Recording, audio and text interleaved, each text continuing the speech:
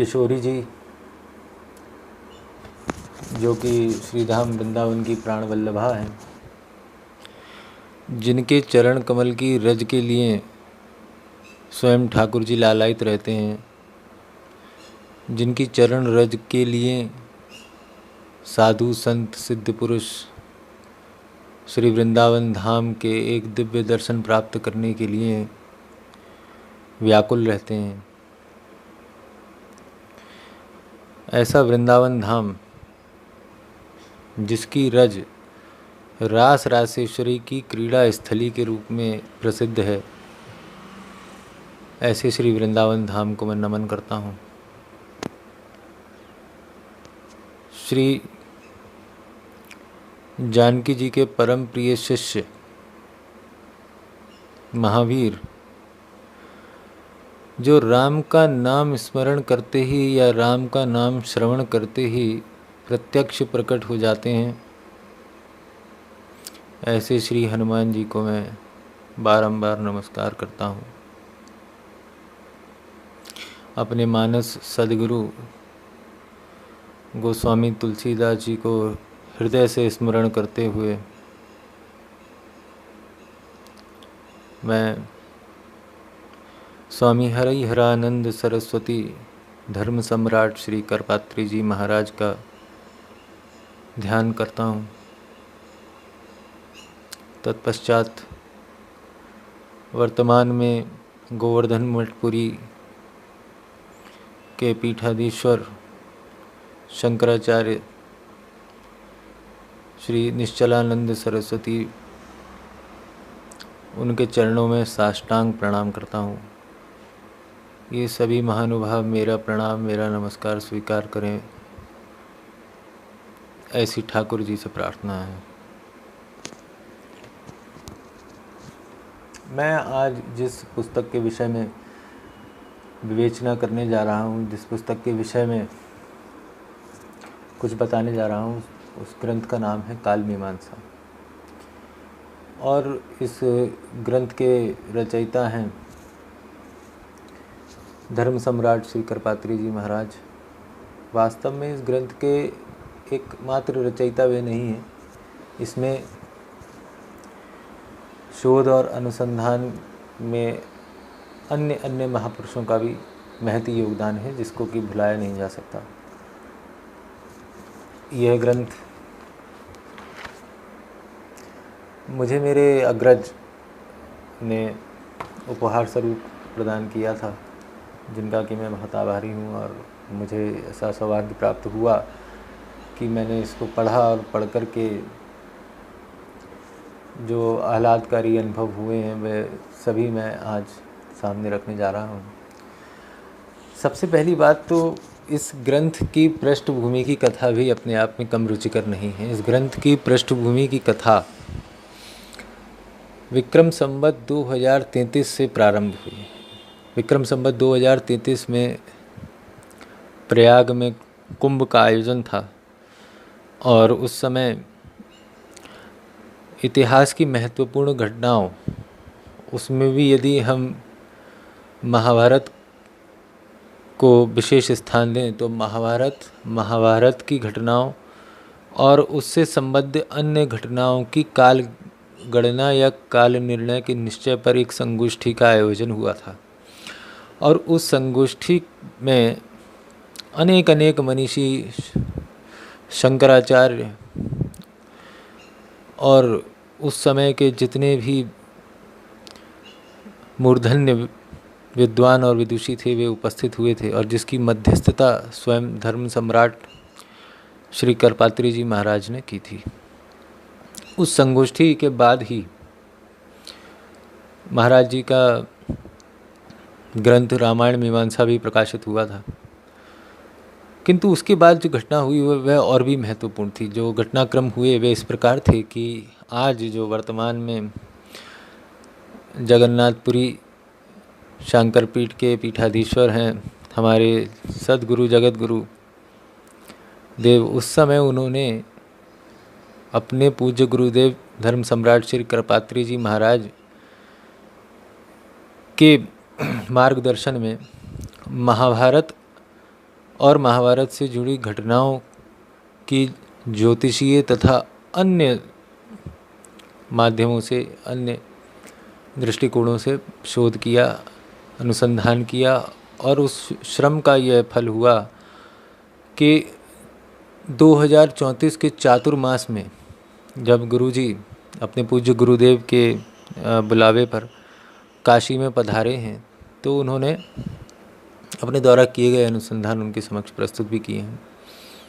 मुख्य घटनाओं जिन पर कि गुरुदेव का ध्यान रहा है और गुरुदेव ने जिनके साक्ष्य परक, जिनके समाधान ढूंढ निकाले हैं और समक्ष रखे हैं श्रोताओं के और पाठकों के, उनमें गीता जयंती, युद्ध का दिवस, भीष्म निर्वाण और इसी तरह की अन्य घटनाओं पर मुख्य बल दिया गया है। अब मैं इस ग्रंथ की विवेचना करना या इसके सार को बताना बहुत ही दुष्कर, बहुत ही कठिन कार्य है, क्योंकि जब आप ये ग्रंथ पढ़ेंगे, यद्यपि छोटा सा ग्रंथ है और निष्ठापूर्वक पढ़ने से ये आप 1-2 दिवस में पूरा पढ़ भी लेंगे, यद्यपि छोटा सा ग्रंथ है, किंतु इसकी जो विवेचना है, इसका जो सार है, उसको बताना इसलिए कठिन हो जाता है क्योंकि इस ग्रंथ का एक एक वाक्य, एक एक शब्द इतना महत्वपूर्ण है कि यदि आप एक पृष्ठ का भी सार लिखने बैठेंगे तो आप पूरा वह पृष्ठ ही लिख जाएंगे लगभग। तो मैंने अपनी तरफ से ये एक तुच्छ प्रयास किया है और मेरा कोई इतनी योग्यता नहीं है कि मैं किसी ऐसे महान ग्रंथ की विवेचना करूं, या ऐसा मेरा स्थान नहीं है। तो मैं इसको संक्षिप्त रूप से अपने सामर्थ्य के अनुसार प्रस्तुत करने का प्रयास करूंगा। इस ग्रंथ के सार में मैंने कुछ भ्रांतियों को सामने रखा है और पूज्य गुरुदेव ने, महाराज श्री धर्म सम्राट श्री करपात्री जी महाराज ने जिस प्रकार उनका समाधान किया है वह दोनों मैं सामने रखूंगा, यानी भ्रांतियाँ, प्रश्न और समाधान यानी उत्तर। सबसे पहली भ्रांति तो महाभारत के युद्ध के काल को लेकर ही होती है कि इसका काल क्या रहा होगा। तो देखिए, आदि पर्व में श्लोक 2:13 ये कहता है कि अंतरे समनु प्राप्ते कलि द्वापरयोर भूत समंत पंचके युद्धम कुरु पांडव से नयो। इसमें ध्यान देने योग्य शब्द जो है वो कलि द्वापरयोर भूत है, जिसका कि अर्थ अलग अलग विद्वानों ने, अलग अलग साहित्यकारों ने अपने अपने मति के अनुसार किया है, परंतु गुरुदेव बताते हैं कि इस श्लोक से स्पष्ट है कि द्वापर व कली के मध्य यह युद्ध हुआ है। मध्य का अर्थ ये हुआ है कि द्वापर अभी समाप्त नहीं हुआ है और कलयुग वास्तव में प्रारंभ नहीं हुआ है।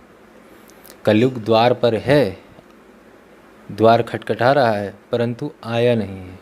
ये एक बहुत महत्वपूर्ण तथ्य है। स्पष्ट है कि युद्ध के पश्चात ही कलयुग प्रारंभ हुआ है और जब हम इस ग्रंथ को आगे पढ़ेंगे तो महाभारत के ही माध्यम से और भी ग्रंथों की विवेचना, और भी ग्रंथों के माध्यम से गुरुजी ने ये बिल्कुल स्पष्ट कर दिया है कि महाभारत के युद्ध के 36 वर्ष बाद कलयुग का आना निश्चित हुआ। दूसरा प्रमुख साक्ष्य जो गुरुदेव सामने रखते हैं और जो आधुनिक नवीन जितने पुरातत्ववेदी हैं, इतिहासकार हैं, वे सभी मानते भी हैं इस बात को कि एक राजा हुए पुलकेशी द्वितीय, उनके समय ऐहोले स्थान पे, जो दक्षिण भारत में है, कर्नाटक राज्य में ऐहोले स्थान के शिलालेखों से प्राप्त हुआ है। इसमें इसके अभिलेखों में जो प्रमुख बात लिखी है वह है त्रिसहस्रेषु भारतादः वादितः सप्ताब्दशतयुक्तेषु गतेष्वेदेषु पंचमसु। इसका अर्थ गुरुदेव इस प्रकार करते हैं कि देखिए, इसमें जो शब्द आया है त्रिसहस्त्र, अर्थात 3000, ये बात स्पष्ट हो गई। आगे बढ़ते हैं। सप्ताब्दशतयुक्तेषु गतेष्वब्देषु पंचसु, अर्थात 735, यानी 3735। अब हम इसको ज़रा सार गर्भित करके और संकलित करके पढ़ें तो हम ये पाएंगे कि महाभारत के युद्ध से 3735 वर्ष उपरांत यह शिलालेख बना है। इस शिलालेख पर स्वयं लिखा है, ऐसा इस शिलालेख पर स्वयं अंकित है। यह शिलालेख नवीन इतिहासकारों के अनुसार आज से 1385 वर्ष पूर्व बना है। साधारण गणित से केवल जोड़ने से ही 3735 जो इस शिलालेख पर स्वयं अंकित है कि महाभारत युद्ध के उपरांत का जो काल है, और आज की तिथि से 1385 वर्ष यदि इसमें हम जोड़ें तो पाएंगे कि महाभारत युद्ध का काल 5120 वर्ष स्थापित होता है आज से। एक और रुचिकर बात यह है कि इसी शिलालेख में आगे लिखा है कि 85 कलौ काले षट्सु पंचशतीषु च समासु समातीतासु शकानामापि भूजभाम। अर्थ ये है कि यदि हम शक काल यानी शक संवत से भी इस काल की गणना करें तो तिथि और काल वही स्थापित होते हैं जो कि पहले श्लोक से प्रतिपादित होता है। यही संख्या शक संवत के पंचांग की गति के अनुसार भी प्राप्त होती है। भगवत धाम वासी गुरुदेव ने पाश्चात्य शोधकर्ताओं को भी एक करारा उत्तर दिया है। पाश्चात्य शोधकर्ताओं, पुरातत्ववेदों और साहित्यकारों ने हम पर तरह तरह के आक्षेप लगाए हैं। काल के माध्यम से सभी घटनाओं के काल के साथ उन्होंने जो छेड़छाड़ की है, जो त्रुटियां की हैं, उनसे इतिहास के एक बहुत बड़े कालखंड का उठापटक हो जाती है और उसी प्रकार पाठ्यक्रम में बदलाव हो जाते हैं और उसी प्रकार पूरा इतिहास जो है वो बदल के रख दिया जाता है काल के अनुसार। भगवत धामवासी पूज्य गुरुदेव धर्म सम्राट श्री करपात्री जी महाराज ने अपने इस ग्रंथ के माध्यम से उन सभी पाश्चात्य इतिहासकारों को साक्ष्यपरक, तर्क संगत करारा उत्तर दिया है।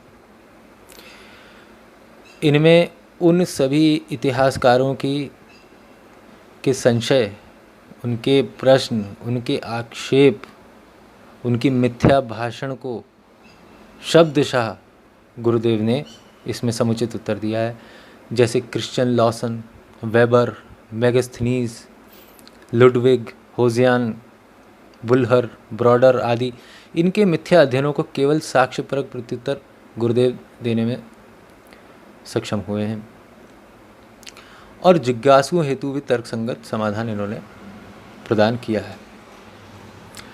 इस ग्रंथ में हमने अभी तक अभिलेखों और पुराण में जो लिखा है उसकी एक संक्षिप्त चर्चा की, परंतु इसके अतिरिक्त ज्योतिषीय, खगोलीय, ग्रहों आदि के अनुसार जो गणना हो सकती है, जितनी भी ज्योतिषीय गणना हो सकती हैं, उन सब को भी पूज्य गुरुदेव ने बहुत सूक्ष्म विश्लेषण करके इसको स्पष्टीकरण दिया है।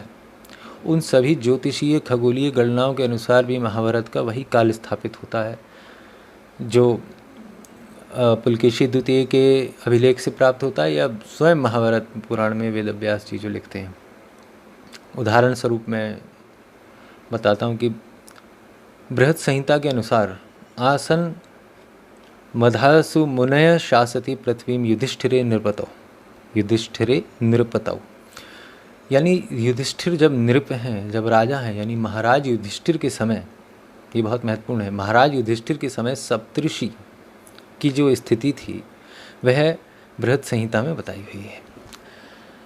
देखिए, मैं कुछ अपने जो शास्त्रों को अभी उन्होंने पढ़ना प्रारंभिक स्तर पर हैं या पढ़ना प्रारंभ किया है, उनको एक छोटी सी जानकारी मैं ये देना चाहता हूँ और वे इसको भली प्रकार जानते भी होंगे कि 27 नक्षत्र होते हैं और सप्तऋषि मंडल एक नक्षत्र स्थिति में लगभग 100 वर्ष तक रहता है।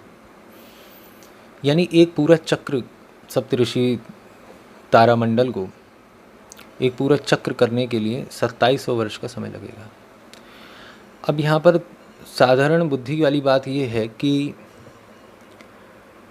यदि हम सप्तऋषियों की वही स्थिति प्राप्त कर लें जो महाराज युधिष्ठिर के समय थी, तो ये निर्णय करने में बिल्कुल भी कठिनाई नहीं होगी कि उस घटना से और महाराज युधिष्ठिर के समय का अंतराल 2700 वर्ष हुआ। तो अगर हम इतिहास पर दृष्टि डालें, दृष्टिपात करें, तो हम ये पाएंगे कि आंध्र सातवाहनों का जो समय है, उस समय सप्तऋषियों की स्थिति हमें वही प्राप्त होती है जो महाराज युधिष्ठिर के समय सप्तऋषियों की स्थिति जिन नक्षत्रों में प्राप्त होती है। यानी आंध्र सातवाहन जो मगध पर जिन्होंने राज किया है, उनसे 2700 वर्ष पूर्व महाराज युधिष्ठिर हस्तिनापुर के यानी कुरुक्षेत्र के यानी संपूर्ण भारतवर्ष के महाराज रहे होंगे।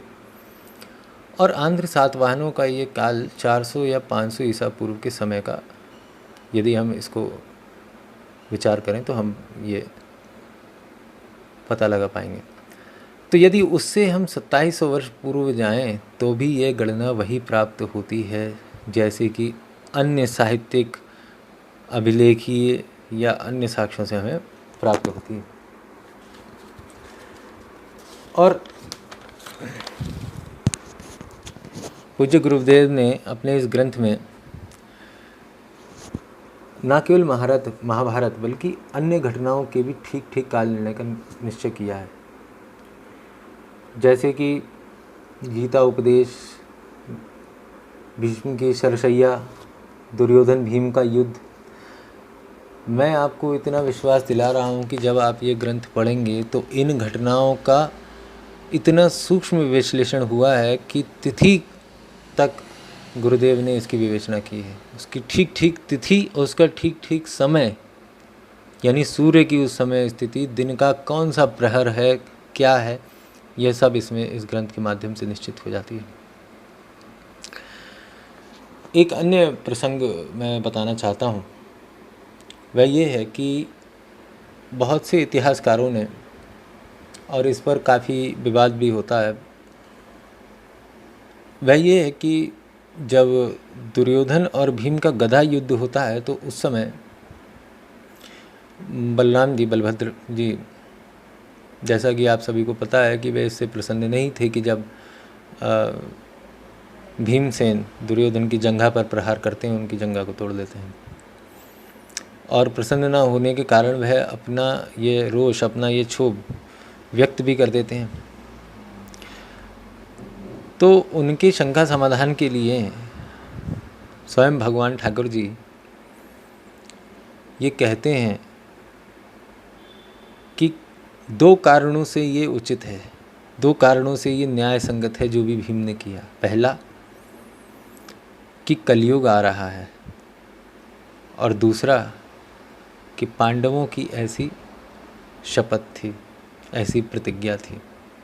तो जहाँ तक दूसरी बात का प्रश्न है, तो प्रतिज्ञा या शपथ बहुत महान होती है और वह नियम नहीं देखती।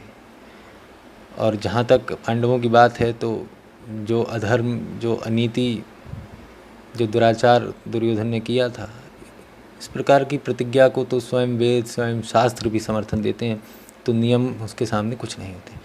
लेकिन जहाँ तक पहली बात का संबंध है, तो भगवान ये कहते हैं कि कलयुग आ रहा है। इसका कई इतिहासकारों ने इस तरह मतलब निकाला है कि कलयुग आ चुका है, जबकि पूज्य गुरुदेव ये स्पष्ट कर देते हैं कि कलयुग के आने के 36 वर्ष पूर्व यह युद्ध समाप्त हुआ।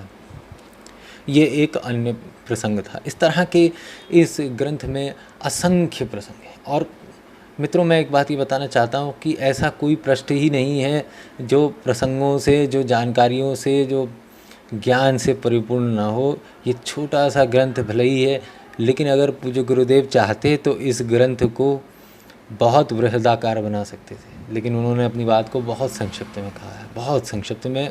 मुझे आश्चर्य होता है कि ये एकमात्र विलक्षण ये ग्रंथ है जिसको इतना छोटा लिखा जा सकता है, इतने कम शब्दों में कहा जा सकता है बात को। ये पूज्य गुरुदेव का जो चमत्कृति है, उनका देवत्व है। मैं अपनी बात समाप्त करने से पहले कुछ प्रश्न आप लोगों के सामने रखना चाहूँगा। पहली बात मैं ये पूछना चाहूँगा कि हमने अभी ये काल मीमांसा ग्रंथ के बारे में पढ़ा और इसमें पूज्य गुरुदेव ने महाभारत और महाभारत के बाद की घटनाओं के काल निर्णय का निश्चय किया। तो ऐसा क्यों किया गया है? सबसे पहली बात, हम महाभारत के और अन्य घटनाओं के, जैसे बुद्ध के प्रादुर्भाव, आदि शंकराचार्य के प्रादुर्भाव, गुप्तों के, मौर्यों के, इन सब के काल निर्णय को ठीक करने का प्रयास क्यों कर रहे हैं? इसके पीछे क्या उद्देश्य है? ऐसा करके क्या होगा? देखिए, संक्षिप्त में केवल मैं इतना कह सकता हूँ कि जितने षड्यंत्र और कुचक्र हमारे साथ हुए हैं, उसमें लाखों लोगों की हत्या भी इतना बड़ा अन्याय नहीं है जितना कि हमारे काल के साथ, हमारे समय के साथ किया गया है। देखिए, ये काल के साथ जो छेड़छाड़ होती है, उससे होता क्या है कि जब हम किसी एक घटना को, एक इवेंट को भी हम थोड़ा इधर से उधर कर देंगे तो उसके आगे और उसके पीछे के जितने भी इवेंट्स हैं वह धड़ाधड़ गिर पड़ेंगे। अर्थात हमने अगर एक बीच के किसी घटना का काल 400, 500 या 1000 वर्ष इधर से उधर कर दिया तो आगे के लिए भी वो सभी घटनाएं उतने ही वर्षों पीछे आ जाएंगी। आर्य आक्रमण सिद्धांत को भी इसी तरह प्रतिपादित किया गया है कुचक्र के तहत। महाभारत के काल को भी और पीछे की ओर खिसकाया गया है और इसी कुचक्र के तहत आदि शंकराचार्य के प्रादुर्भाव को भी और पीछे की तरफ लाया गया है। तो इसको ठीक करने से होगा क्या? क्यों महाराज जी ने महाभारत को ही चुना है? महाराज जी ने महाभारत को इसलिए चुना है, इसका चुनाव इसलिए हुआ है क्योंकि यह षड्यंत्रकारी लोगों की तरफ से अगर हम देखें तो समय के अनुसार सबसे पहली घटना जान पड़ती है जिसके साथ छेड़छाड़ होती है। मैक्स म्यूलर और मैकॉले और जितने भी मैंने अभी ये विदेशी इतिहासकारों के नाम लिए थे, इन सब के जो षड्यंत्र का सबसे पहला जो लक्ष्य है वो बनता है महाभारत। और महाभारत के बाद मगध साम्राज्य के सभी काल गलत हैं। लगभग 800 या से 1 सहस्त्र वर्षों के मध्य गलत हैं। और उसके बाद आदि शंकराचार्य का प्रादुर्भाव, जो वास्तव में तो ईसा से 507 वर्ष पूर्व हुआ था, परंतु स्थापित कर दिया गया 788 ईसा के बाद। तो एक महाभारत का समय सही हो जाने से आगे के बाकी सारे डब्बे जो गिरे हैं वे भी अपनी यथास्थिति पर आ जाएंगे।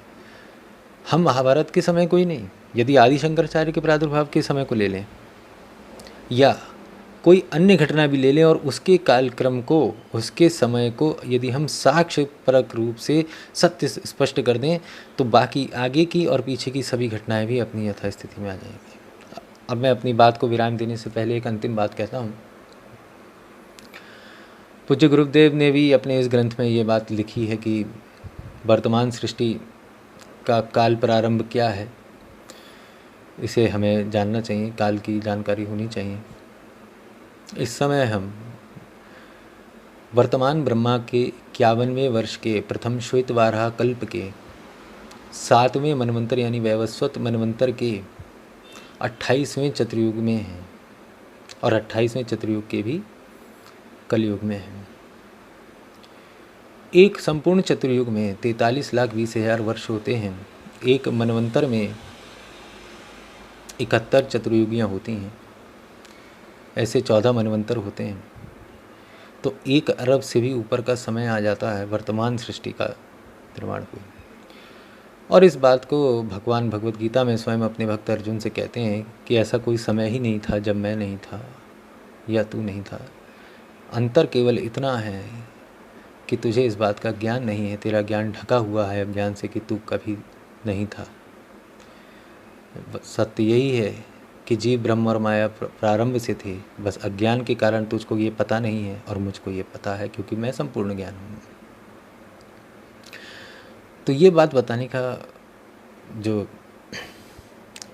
बताने के पीछे जो भावना है वह ये है कि आजकल के भौतिकतावादी, देहात्मवादी, भोगी जो जिंदगी ना मिलेगी दोबारा या जो जीना है अभी जी लो और यहीं जी लो और बहुत छोटी सी अवस्था है, और जो ये समझते हैं कि अभी पैदा हुए और अभी मर जाएंगे तो जितने भी भोग हैं सब यहीं अभी भोग लो, प्रलय आने वाली है या जो भी कुछ है, या जैसे वो बाद में उनका कभी प्रादुर्भाव नहीं हुआ। तो उनको मैं ये बताना चाहता हूँ कि अपनी शाश्वतता, अपने अनादि होने, अपनी अनंत सृष्टि का थोड़ा सा भान करिए।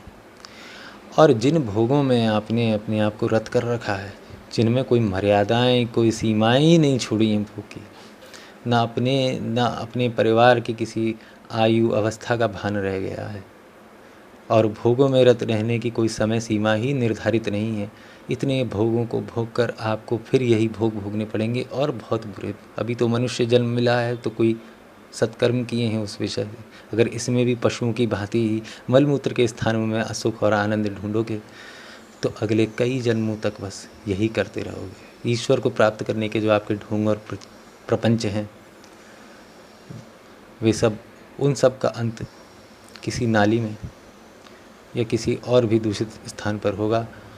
काल को जब हम पढ़ते हैं, काल मीमांसा को जब हम पढ़ते हैं, तो हमें अपनी शाश्वतता का भान होना चाहिए। बस यही कहकर मैं अपनी बात को विराम देता हूँ। जय जगन्नाथ, जय हो।